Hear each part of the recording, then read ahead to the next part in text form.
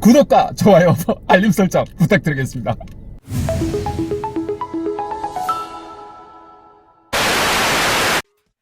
네, 각종 취업 포털 사이트에 올라온 취업 준비생들의 취업과 진로에 관한 고민 해결해드리는 취업 신문고 시간입니다. 네. 함께 하실 분 소개해드릴게요. 젊은이들의 무릎팍도사 정철상 교수님, 안녕하세요. 안녕하세요.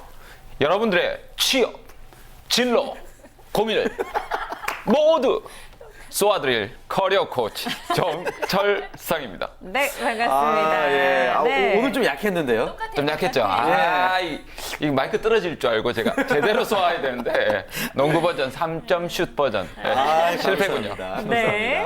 자, 그리고 이 코너를 이끌어주실 또 한 분이 계십니다. 대한민국 1호 스토리 코치십니다. Y스토리의 윤성희 대표님도 함께합니다. 어서 오세요. 안녕하세요. 안녕하세요. 거울아, 거울아, 세상에서 누가 제일 예쁘니? 바로 여러분. 네.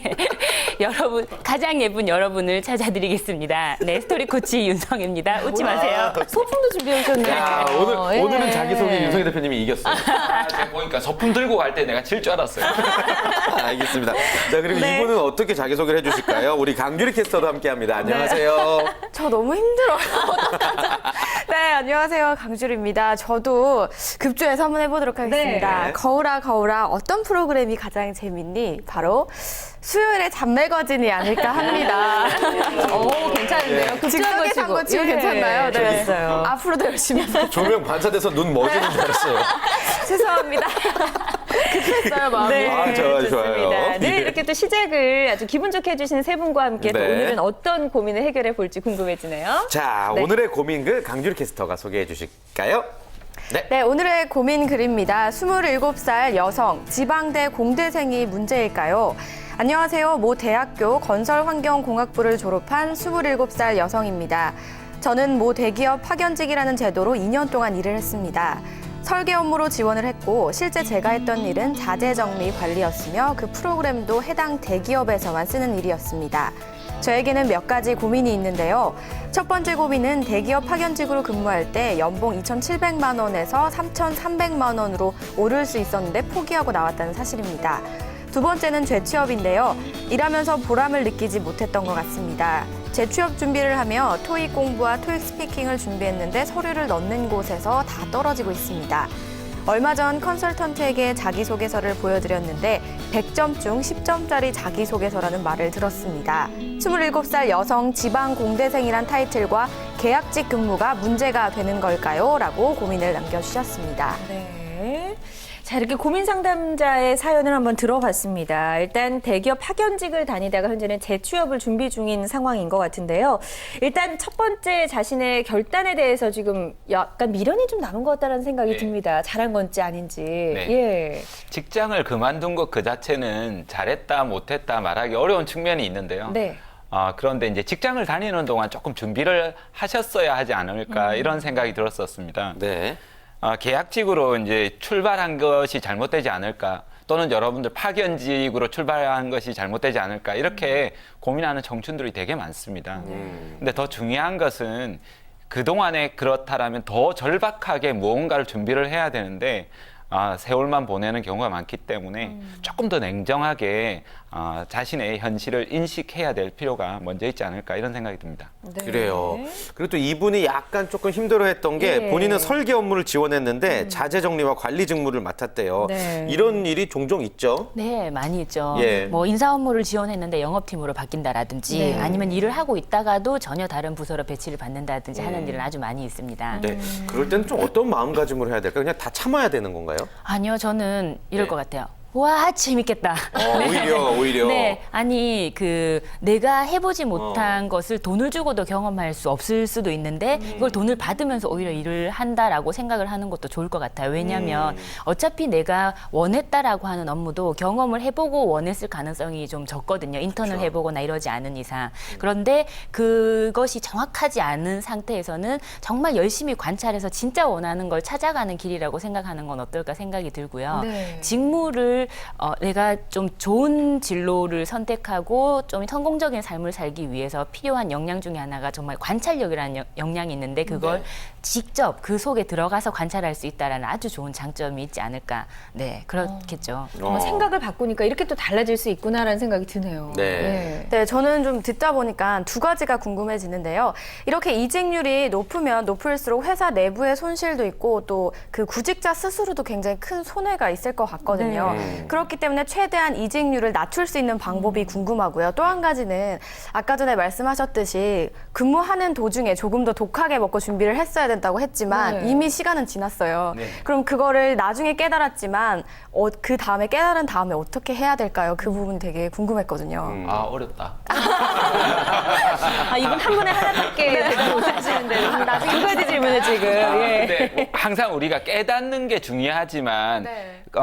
깨닫고 난 이후의 행동이 참 중요할 것 같습니다. 저는 항상 그렇게 강조를 하는데요. 우리 취업이 어렵다 하지만 취업한 이후에 우리 학생들이 평균 근속 기간이 얼마 정도 될까요? 취업하고 첫 직장에 첫 어느 직장. 정도? 2년? 몇 번 2년 정도 되지 않을까 소개드렸는데. 싶은데요. 2년, 3년 예. 2년, 3년 정도. 1년 미만이 50%? 아닙니다. 1년 미만은 아니지만 가깝습니다. 1년 3개월 만에 나온다는 겁니다. 평균 근속 기간이. 평균이요. 평균 근속 기간이기 때문에 그 이하인 사람들도 많다라는 거죠. 그렇겠네요. 그러다 보니까 첫 번째로 직장을 그만둔 이유가 뭐냐고 물어보니까 첫 번째가 직무입니다. 직무가 맞지 않아서 잘못된 선택이었다라고 하고요. 두 번째가 연봉이 너무 낮다라는 거고, 세 번째가 조직 문화와 나에 이제 맞지 않는다라는 거였습니다. 이렇게 이직률이 높은 덕분에 개인뿐만 아니라 기업도 서로가 이렇게 몸살을 앓고 있는데요. 이런 문제를 근본적으로 해결하기 위해서는 우리가 이제 좀 더 체계적인 진로 교육이 학교 현장에서 이루어져야 될 필요가 있습니다. 그런데 기업 역시도 마찬가지로 내가 원하는 인재가 무엇인지 정확하게 이야기를 해 주셔야 되고 자꾸 스펙을 보는 이유도 기업의 스펙을 보기 때문이거든요. 스펙보다 조금 더 역량 중심으로 이렇게 바라보고 채용을 해야 되지 않을까 저는 이런 생각이 듭니다. 그래요. 예. 그리고 이분은 이제 2년 계약이 끝나는 연장하지 않고 바로 회사를 그만뒀습니다. 네. 그럼 그만두기 전에 철저한 준비가 좀 필요하다라고 말씀하셨는데 어떤 준비들 우리가 좀 하고 있어야 될까요, 윤성현 대표님? 네. 이제 그만두기 전에 내가 기존에 했던 업무, 직무 내용이 네. 사장되지 않고 그것이 계속 무기로 남으려면 어떤 걸 준비해야 될까 좀 생각할 필요가 있을 것 같습니다. 저에게 상담했던 한 분 같은 경우에는 역시 대기업에 파견직으로 근무를 했는데 시설 관리, 그러니까 건물 관리 있죠. 네. 그런 일을 했었어요. 그런데 그분이 이제 그 파견직으로 일하면서 주위를 유심히 살폈더니 본인에게 그 전까지는 생각하지 못했지만 공인중개사 자격증이 있으면 조금 도움이 되겠다라고 생각을 해서 직장을 다니면서 1년 반 정도 준비를 해서 공인중개사 자격증을 땄습니다. 공인중개사 자격증 요즘 좀 따기 힘들거든요. 예. 그리고 내가 부동산 할 거 아닌데 왜 공인중개사 자격증이라고 생각할 수 있지만 관찰해보니 그런 업무가 신입인 나에게도 필요하겠다 생각이 든 거죠. 실제로 그래서 이분은 그 직장을 나와서 훨씬 더 높은 연봉으로 이렇게 들어갈 수 있었는데요. 이렇게 좀 그런 어떤 걸 준비해야 될지 생각할 필요가 있겠고요. 그런 것을 생각할 때 내가 정보를 얻을 수 있는 방법이 뭐 네이버 검색 이런 거 꼭 하시지 마시고 주변에 정말 멘토 같은 분, 사람을 통해서 들어오는 경우도 아주 많이 있어요. 네. 그래서 내부의 어떤 선배라든지 인간관계. 혹은 그렇죠. 협력업체에 있는 또 다른 사장님이라든지 네. 이런 분들이 정말 내가 하고 있는 모습을 눈여겨보고 있다가 좋은 정보를 주는 경우가 의외로 많이 있습니다. 그 부분도 좀 생각을 하시면 좋을 것 같아요. 네. 적극적으로 좀 찾아봐야겠네요. 그래요. 예. 그리고 또 이분의 고민 중에 하나가 27살 여성 지방 공대생이고 파견직 근무를 해서 내가 좀 문제가 있는 건가 싶다라고 좀 얘기해 주셨는데 약간 좀 어떤 나쁘게 표현하면 피해의식이나 이런 거 아닐까요? 그렇죠. 피해의식이 있는 거죠. 예. 내가 파견직에 있었다라는 것이 혹시 꼬리표처럼 이렇게 달리지 않을까 이런 고민을 하시는 건데요. 네. 그것을 이제 경력의 이력서에 쓰고 안 쓰고는 그렇게 중요하지 않다라고 생각합니다. 근데 원칙적으로는 당연히 써야 됩니다. 근데 제가 중요하지 않다라고 말씀드리는 이유는 그것이 중요한 것이 아니라 그 일을 했을 때 수행하는 자세와 태도가 어땠었느냐를 더 중요하게 생각한다라는 거죠. 그때 어떤 성과를 일으켰느냐, 어떤 노력을 기울였느냐를 기업들이 더 많이 바라보게 된다라는 겁니다. 그래서 자신의 일을 그런데 단순한 일로 아무것도 배울 게 없었다라고 2년 동안 이렇게 생각한다라는 자체가 좀 안타까운 마음이 듭니다. 그래요. 네. 근데 이분이 재취업을 하기 위해서 어학 공부를 굉장히 열심히 하고 있다고 하셨는데 요즘은 취업할 때 어학 성적이 다가 아니라는 얘기를 제가 좀 들었는데 꼭 어학에만 집중을 하는 것보다 다른 무언가 더 중요한 게 있지 않을까요? 영어 공부가 불필요하지는 않아요. 그러니까 영어 공부도 꼭 필요하고 특히 아직 나이가 지금 어리기 때문에 경력으로 들어갈 수도 있지만 신입으로 들어갈 수 있는 경우도 염두에는 두고 있어야 돼서 영어 공부를 할 수 있으면 하는 건 전 좋다고 생각을 합니다. 근데 재취업을 하기 위해서 진짜 필요한 것이 무엇일까를 생각을 했을 때 분명히 2년이라는 시간 동안 하고 있었던 업무가 있었어요. 그걸 꼭 살릴 필요는 있습니다. 네. 그래서 내가 자재 관리, 자재 지금 그 부분의 일을 했었는데 그것을 위해서는요, 꼼꼼함이라든지 이런 역량 중에서 내가 어필할 수 있는 에피소드, 사례 이런 것이 있는지를 좀 염두에 두고 그것을 정리해 보는 거 이런 것은 좀 필요할 것 같아요. 네, 좋습니다. 뭐 두 분께 다양한 것들 좀 여쭤보고 있는데 네. 근무할 때 태도에 대해서도 한번 여쭤보겠습니다. 근무할 때 태도 당연히 나쁘면 안 되겠죠. 네. 어떻게 하는 걸까요? 예. 아무래도 이제 최선을 다해서 일하는 모습을 보여주는 것이 가장 중요하지 네. 않을까 이런 생각이 듭니다. 정말 열심히 일을 하면 주변에 사람들이 같이 일을 하자라고 하거든요. 최근에 드라마 장거래에서도 보면 미생. 미생 죄송합니다. 예, 예. 라고 하셨죠. 장거래. 예. 2년 이내 이제 정규직으로 채용되지 못했지만 서로가 이제 같이 일을 하고자 하는 그런 마음이 있으니까 적극적인 태도로 일을 하려고 하는 노력이 되게 중요하고요. 그리고 좀 허드렛 일처럼 재미없고 막 이런 일이 있더라도 윤성희 강사님이 이야기한 것처럼 재밌다, 너무 재밌다라고 다른 사람이 미친 듯이 바라볼 정도로 좀 즐겁게 일하는 태도를 보여줘야 되지 않을까 이런 생각이 듭니다. 네. 네. 좋습니다. 네, 근데 제가 읽어본 그 원본 사연에는요, 이 지원자가 건설환경공학부를 나와서 자재 정리와 관리 등의 일을 했다고 돼 있더라고요. 네. 하지만 이 건설환경공학부 전공자들은 시공사나 엔지니어링 회사 그리고 공무원 등 취업 반경이 좀 넓다고 들었습니다. 좀 이분에게 추천해 주실 만한 다양한 진로들이 좀 있을까요? 네, 많을 것 같은데요. 네. 네, 진로는 아주 많을 것 같은데요. 네. 저는 전공 관련한 공부를 조금 더 집중적으로 하셨으면 하는 바람이 있습니다. 예. 그럼에도 불구하고 자꾸 이제 다른 쪽으로 이렇게 진로가 확정되지 않은 상황에서는 자신이 잘하는 일을 하는 게 좋고요. 내가 들어가려고 하는 것보다는 기업에서 나를 어떻게 평가할까, 나를 높이 평가하는 그런 역량 중심으로 들어가서 그다음 내가 정말 좋아하는 일이 무엇이구나 찾으시면 그때 이제 집중하셔도 괜찮은데요. 아무것도 안 하고 있는 것보다는 내가 지금 잘하는 것들, 남이 나를 좋게 평가하는 것들, 그쪽을 집중해 보셨으면 저는 권합니다. 네. 자, 그리고 이분이 이제 자재 관리를 하면서 한 2년 동안 일단 성실하게 근무를 해왔습니다. 본인은 얻은 게 아무것도 없다라고 생각할지는 몰라도 사실 그 2년 동안 배운 것도 많고 또 본인이 갖고 있는 장점도 분명히 있을 것 같거든요. 어떤 장점들을 좀 본인이 생각하고 자신감을 가지면 좋을까요? 사실 이분의 원문글을 다 봤을 때 본인 스스로 생각하기에 장점 혹은 내가 성실하게 근무를 해왔다 이런 표현이 사실 없었어요. 그래서 제가 이분의 얘기를 읽으면서 이분이 정말 즐겼을까 혹은 스스로 생각하기에 장점이 있다라고 스스로 느낄까 분명히 네. 있을 건데 있을까라고 좀 생각이 들었고요. 본인이 생각하기에 장점을 이제 찾을 필요도 있고 또 자재 관리 그리고 자재 정리 이런 업무를 했다라고 했을 때 일반적으로 생각하는 장점 혹은 요구하는 장점이라면 아까 말씀드렸던 것처럼 성실함. 네. 성실함은 모두 다 포함되겠지만 예. 꼼꼼함. 꼼꼼함. 네, 예를 들어서 자재 관리나 자재 정리 업무를 했었는데 성격의 장단점을 적는데 단점에 저는 덜렁댑니다. 라고 적는다라는 치명적인 실수를 하지 않는 정도라면 좀 좋을 것 같아요. 그래요. 꼼꼼함이 중요하다. 예. 또 뭐가 필요할까요, 교수님? 꼼꼼하고 네. 또 아무래도 수리력이 좀 있어야 되지 수리력. 않을까. 예. 그런데요. 자재는 굉장히 또 중요한 자산이기 때문에 신뢰감과 정직성과 도덕성이 있어야 되는데요.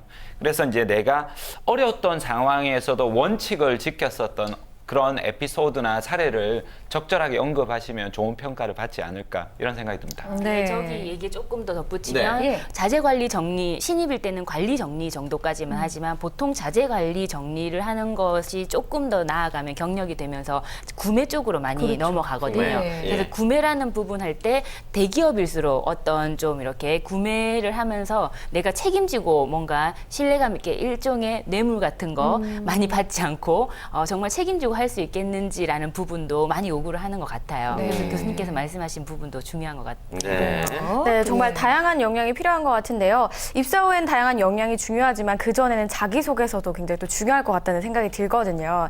근데 이분의 자기소개서는 100점 중에 10점이라는 소리를 얘기를 들었다고 해요. 예. 근데 윤성혜 대표님이 또 글쓰기에 일가견이 있으시니까 좀 자기소개서 어떻게 하면 100점 만점을 좀 받을 수 있을까요? 정확하게 말하면요. 글쓰기에 소질이 있는 것과 자기소개서 100점을 맞는 것은 엄밀히 전혀 다른 네. 얘기입니다. 예. 우리 생각을 해보면 회사 들어와서 뭐 예를 들어서 A4 용지 한 장 정도 되는 글을 적을 일도 없는 업무라고 해볼게요. 그런데 굳이 글쓰기 역량이 아주 뛰어난 사람을 뽑을 필요는 없거든요. 그래서 자기소개서 이꼴 글쓰기다 이렇게 생각하는 부분 좀 벗어나야 되지 않을까라고 생각이 들고요. 네네. 제가 사례자의 자소서를 보지 않았지만 제가 생각할 때 이분의 자소서에 반드시 있어야 될 부분은 말씀드렸던 것처럼 꼼꼼함이든 추진력이든 혹은 신뢰감이든 이렇게 내가 내세울 수 있는 키워드에 관한 구체적인 에피소드 한 가지는 꼭 있어야 될 것 같아요. 에피소드. 네, 그렇죠. 2년 동안 근무를 하면서 분명히 그런 것들을 내세울 수 있는 에피소드가 한두 가지 있을 있었겠죠. 거거든요. 네. 예. 그런 것들을 내가 2년 동안의 업무를 다시 돌이켜 보면서 그것을 구체적으로 하는 거. 이게 스토리텔링 자기소개서 쓰는 방법인데요. 구체적인 한 가지 에피소드를 제대로 찾는 거. 이거 한 가지 정도는 좀 추천을 드리고 싶습니다. 네. 예. 교수님 또 고민 상담자에게 해주고 싶은 조언 있으실까요? 이 고민 상담자가 연봉이 2,700 받다가 이제 3,300으로 올라갈 수 있었는데 그걸 못 받았다라고 아쉬워하는데요. 그래서 모든 게 자꾸 연봉에 초점이 맞춰져 있는 것 같습니다. 지금의 상황이 문제가 이제 벌어진 것도 사실 실력과 능력이거든요. 네. 그래서 지금 당장에 자꾸 연봉에 초점을 맞춰서 더 들어가더라도 근본적으로 자신의 실력과 역량을 늘리지 못하면 또 문제가 발생할 수 있거든요. 네. 그래서 저는 조금 더 배울 수 있고 자신의 경력을 성장시킬 수 있는 직장을 찾는데 초점을 맞췄으면 좋겠습니다. 네. 그래서 지금은 아마 따뜻한 위안도 필요하겠지만 저는 조금 따끔한 독설이 좀 필요하지 않을까 네, 해주세요. 이런 생각이 듭니다. 오호! 잠시 후에 따끔하게 좀 말씀해주시고요. 좋습니다. 예, 잠시 후에 어떤 따끔한 독서를 해주실지 너무 기대가 되고요. 예. 자, 다음은 취업신문고 마지막 공식 질문이라고 할 수가 있겠습니다. 네. 내가 만약 이 고민 상담자라면 나는 이 상황에서 어떻게 하겠다라고 좀 나라면. 여러분의 상상을 해주시면 되겠습니다. 주리 씨도 예. 이분과 좀 연배가 비슷한데 네. 예, 어떻게 할 것 같아요? 만약에 저라면 저는 새로운 마음으로 시작할 것 같아요. 왜냐하면 사실 이분이 처음에 당연히 첫 술에 배부를 수가 없는데 몇 번 떨어지다 보니까 이 타이틀 때문이라는 생각을 하시는 것 같아요. 그러다 보니 계속 좌절을 맛보시는 것 같아요. 네. 그러니까 처음부터 지금까지 일은 있고 처음부터 하시다 보면 좋은 결과가 있지 않을까 그런 생각이 듭니다. 네, 아, 새로운 시작을. 네, 예, 네. 예, 예. 정철상 교수님은 만약 이 고민 상담자라면 어떻게 하시겠어요? 오호. 제가 아무 걱정 안 하겠습니다. 앞에서는 제가 막 따끔한 막 말을 했지만 걱정할 이유가 하나도 없습니다. 아, 그래요? 네, 왜냐하면 27살이거든요. 예. 거기다 경력이 2년 있지 않습니까? 네. 앞으로 무엇든지 할 수 있는데요. 저 같으면 여성 최단기 사상. 예. 그래서 임원이 되겠습니다. 오. 그래서 부지런히 전문 역량을 쌓고 부지런히 인맥 쌓고 부지런히 경험 쌓고 나아가겠습니다. 아무런 걱정하실 필요 없습니다. 당당한 태도로 나아가시기 바랍니다. 그러니까 그래요. 정신이 도전 정신만 있다면은 이분 문제 없을 것 같다라는 네. 얘기인 거죠. 아, 좋습니다. 이것도 힘이 될 것 같고요. 예. 윤성혜 대표님이라면 어떻게 하시겠습니까? 저라면 사람을 통해서 기회를 잡을 것 같습니다. 사람. 네네. 일단은 연봉을 신경 쓰지 않고 교수님 말씀처럼 연봉 신경 쓰지 않고 어떤 회사든 뭐 이미 그 퇴사를 했기 때문에 어떤 회사든 다시 들어갈 것 같아요. 그렇게 들어간 이후에 그곳에서 내가 인간관계를 맺으면서 정말 좋은 정보나 정말 좋은 어떤 내가 마인드를 얻을 수 있는 사람을 좀 이렇게 사귈 것 같은데요. 네. 일단 먼저 내가 하고 있는 업무에 최선을 다해서 좋은 평판을 받도록 노력할 것 같고요. 네. 그렇게 좋은 평판을 받은 이후에 커리어 로드맵을 좀 조언을 받을 수 있는 분이라든지 이런 분들이 분명히 있어요. 정말 중요한 기회는 대부분 사람을 통해서 온다라는 걸 믿고 있기 때문에 좋은 사람을 만나도록 하겠습니다. 네. 아, 좋습니다. 세 분이라면 이렇게 하겠다라는 이야기 들어봤고요. 최종적으로 우리 정철상 교수님께서 독서를 해주신다고 하셨는데 의뢰인의 고민 해결 끝으로 부탁드립니다. 깔끔하게. 네, 지방 공대생이 지방 공대생이 고민이라고 말하는 27살의 여성 취업 준비생에게 오늘의 고민 답변 드리도록 하겠습니다. 지금 당장의 취업보다는 보다 강렬한 열정으로 살아나가겠다라고 다짐하라! 일단 이분은 정신 상태부터 좀 바로 잡아야 될 필요가 있다라고 그래요. 생각하셔서 이런 이야기를 좀 해주신 것 같습니다. 네, 네. 정철상 교수님의 우렁찬 기운을 잘 이어받아서 좀 꼭 좀 재취업에 성공하셨으면 좋겠고요. 이분처럼 고민이 있으신 분들은 어떻게 하면 좋을까요? 네, 많은 고민이 있으신 분들은요, 정철상 교수님의 커리어 노트 블로그, 이 화면을 통해 나가고 있는 블로그 주소로 방문을 하셔서요, 고민 상담 Q&A에 비밀 댓글에 취업 신문고라고 밝히고 신청을 해주시면 되겠습니다. 그리고 또 윤성애 대표님께 고민 상담을 원하시는 분은요, ceo@story랩co.kr로 이메일을 보내주시면 되겠습니다. 네, 많은 사연 부탁드리겠습니다. 네네, 많은 참여 부탁드리고요. 세 분과는 여기서 인사 나누겠습니다. 오늘 고맙습니다. 고맙습니다. 고맙습니다. 감사합니다.